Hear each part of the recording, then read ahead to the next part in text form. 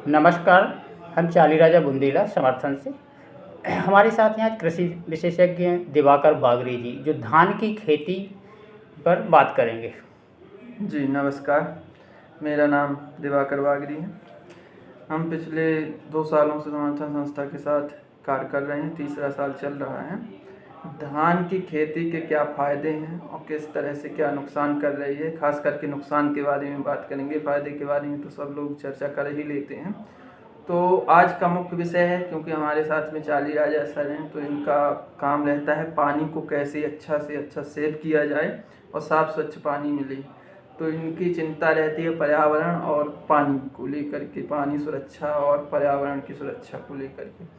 तो हमारा एक धान की खेती है, जिसे हम ज़्यादातर इस एरिया में बुंदेलखंड के क्षेत्र में देखें तो एक मचाना बोलते हैं, जिसे एक टर्म देते हैं अंग्रेजी में पडलिंग करना, है ना। तो मचौआ कर करके धान लगाते हैं, तो उसमें सबसे ज़्यादा पानी का लॉसेस होता है। लगभग एक बार में अगर 1 सेंटीमीटर भरना हो तो कम से कम 1 लाख पानी यूज में आ जाता है, मीन में नहीं, लेकिन उसे सेचुरेटेड करना है, पडलिंग करना है तो 4 से 5 लाख लीटर पानी एक बार में वेस्टेज होता है पडलिंग करने के लिए। फिर इसके बाद जब पूरा उसका जीवन काल होता है, उसको कम से कम 5 से 10 सेंटीमीटर पानी उस खेत पे बना रहता है। तो ये पानी का सबसे बड़ा वेस्टेज होता है। दूसरा मृदा, इससे मृदा का भी बहुत नुकसान होता है। आप देखते हैं जब इसको पडलिंग करते हैं तो एनारोबिक कंडीशन, मतलब अवायवीय कंडीशन वहाँ पास हो जाती है, जिससे वहाँ पास जो भी माइक्रोबाइबियल्स हैं, माइक्रोब्स हैं, सूक्ष्म जीव हैं, उनको नुकसान पहुँचता है और वो श्वसन जीवी होते हैं वो नष्ट हो जाते हैं खास करके। और मृदा का हेल्थ, जैसे कि वो कठोरपन हो जाता है। और वहाँ 2-3 तरह से पानी का नुकसान होता है। मुख्य बात जो पानी पे करने वाली है, जब पडलिंग करते हैं तो क्या होता है, पानी ऊपर ही रह जाता है, नीचे नहीं जाता। जो कि हमारा वाटर डिस्चार्ज सिस्टम है, मिट्टी में रंध्र होते हैं छोटे छोटे, उसके माध्यम से होकर के पानी ब्लीचिंग के माध्यम से नीचे जाता है, जिससे हमारा जो क्या है डिस्चार्जिंग सिस्टम होता है, जो भी आसपास की नल कुएँ वो या ग्राउंड वाटर है जो भी है, वो नीचे जाता है अर्थ में, अर्थ का वाटर, और वहाँ स्टोर होता है। जब ऐसी कंडीशन हो जाती है, देखते हैं कि कई 100 हेक्टेयर 200 हेक्टेयर दूर दूर तक पडलिंग के माध्यम से धान लगा रहे हैं और नीचे पानी नहीं जा रहा है। तो जैसे बारिश भी होती है तो क्या होता है, वो खेत एकदम से भरते हैं, उफान मार करके वो पानी रन ऑफ करता है, तेज़ी से बह जाता है, नीचे रिचार्ज नहीं होता है। तो सबसे बड़ा नुकसान ये है धान की खेती से, कि हमारा जो पानी धरती में उतरना चाहिए वो नहीं उतरता है, तेज़ी से बह जा रहा है। मिट्टी भी हमारी सख्त होती जा रही है। तो हमें आने वाले कुछ सालों में बहुत बड़ी परेशानी का सामना करना पड़ सकता है। जैसे कि हम पंजाब का ही आंकड़ा देखें तो वहाँ हज़ारों हेक्टेयर भूमि क्या हो रही है, ऊसर हो रही है, बंजर हो रही है। और पानी अगर सुरक्षित करना है तो हमें खेती की तकनीकों को बदलने की आवश्यकता है। हम डायरेक्ट सीडेड, अगर पैडी ही उगाना हमारी मजबूरी है तो डायरेक्ट बोल सकते हैं सीड ड्रिल के माध्यम से या ब्रॉडकास्टिंग के माध्यम से, बिना पडलिंग करें, हम पडलिंग को अवॉइड करें।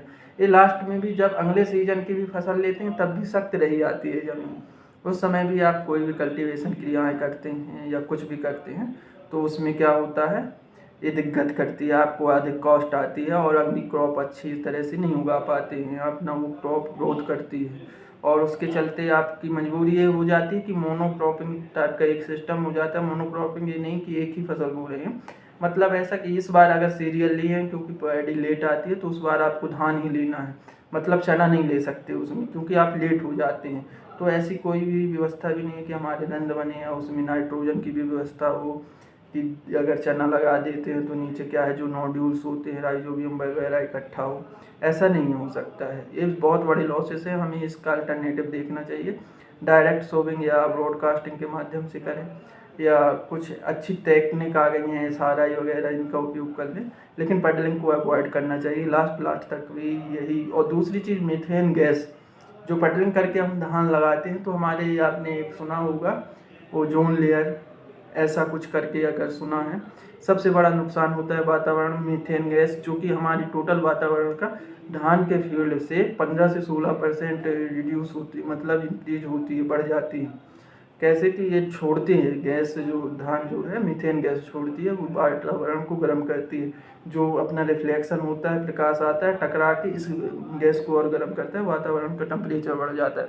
तो हमें सुरक्षित रहने के लिए और सेव करने की ज़रूरत है। धान की खेती की नई तकनीकों को अपनाने की ज़रूरत है बजाय फटलिंग के। धन्यवाद।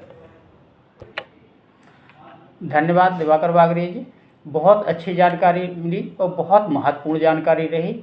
ऐसी नई नई जानकारी हम समय समय पे उपलब्ध कराते रहेंगे जी, आपका। धन्यवाद। नमस्कार सर, नमस्कार।